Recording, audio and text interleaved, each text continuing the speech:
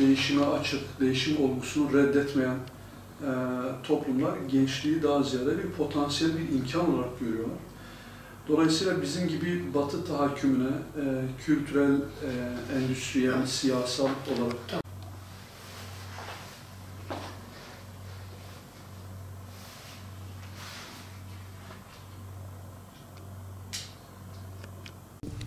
14 Şubat ve benzeri değerli zamanlar, yani tırnak içerisinde söylemek gerekir, veya değerli mekanlar konusunda malumunuz küreselleşme ve modernleşme ile birlikte hızlı bir değişim algılarda, anlayışlarda, davranışlarda hızlı bir değişim söz konusu. Özellikle bizim gibi modernleşme süreçlerini hızlı tecrübe eden toplumlar için ve özellikle gençlik itibariyle bu değişim süreçleri daha travmatik olabilmektedir. Bu değerli zamanlar konusunda kapitalizmin, kültür endüstrisinin çok önemli etkileri var. Gençliğin nasıl birer tüketici haline getirilebileceği, kültür endüstrisinin birer sorgulamadan birer tüketicisi haline getirilebileceği konusunda başta Hollywood, Batı medyası, şimdiki popüler hale getirilen sosyal medya bu konularda gençliğin bilincini, anlayışını çeşitli kalıplar halinde işlemekte. Bu da tabii Batı'nın kendi kültürü içerisinde kendi gençliğini yetiştirme tarzı bakımından anlamlı olabilir. Onlar açısından belki ciddi bir problem de teşkil etmeyebilir.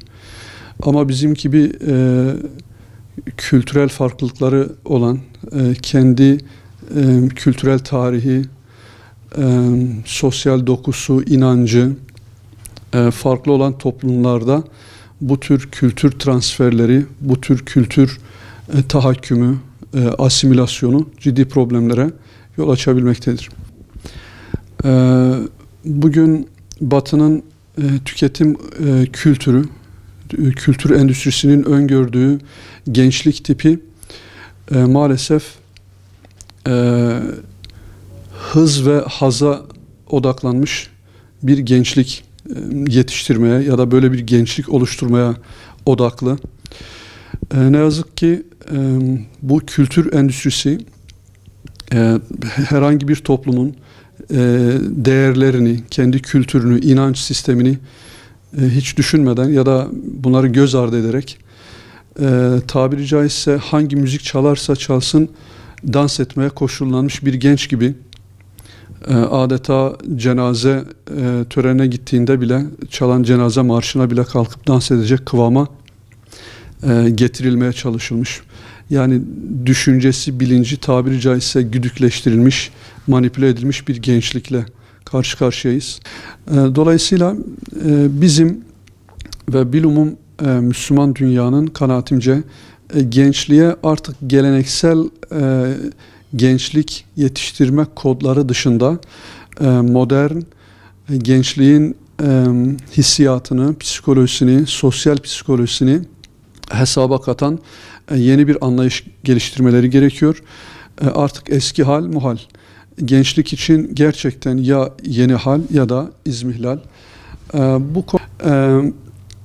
Dolayısıyla bu anneler günü, sevgililer günü ve benzeri tırnak içerisinde kapitalizm için değerli kabul edilen zaman dilimlerinin aslında tüketim zamanları diye yeniden ifade etmek belki daha doğru olur. Zira özellikle batılı kapitalizm gençliğin tüketim duygusunu tahrik etmek için o belli bir kıvama getirmesi gerekiyor ve bunun için de çeşitli günler ihdas ediliyor. Çok sayıda gün var. Neredeyse her şeyin artık günü var. Peki ne yapılabilir? Yani bu durumun çözümü noktasında gençliğin, kapitalizmin, kültür endüstrisinin birer oyuncağı, birer meta'a haline gelmekten nasıl kurtulabilir, nasıl kurtarabiliriz diye soracak olursanız, kanaatimce burada yapılması gereken birkaç şey var. Evvela biz topyekün kültür olarak topyekün değerlerimizden uzaklaşıyorken gençliğin bizim uzaklaştığımız değerleri benimsiyor olmalarını beklememiz biraz gençliğe zulüm olur gibi geliyor bana. İkincisi, bu tüketim meselesi konusunda dindarların çok ciddi bir nefis muhasebesi yapmaları gerekiyor. Çok ciddi bir değerler eğitimi vermeye, değerler eğitimine ihtiyaç var. Artık dindarların yeni sosyalleşme enstrümanlarıyla, araçlarıyla, ortamlarıyla gençliğe alternatif sunmaları gerekiyor. Çok önemli, çok ciddi bir medya okur yazarlığı konusunda gençliğin mutlaka eğitilmesi gerekiyor.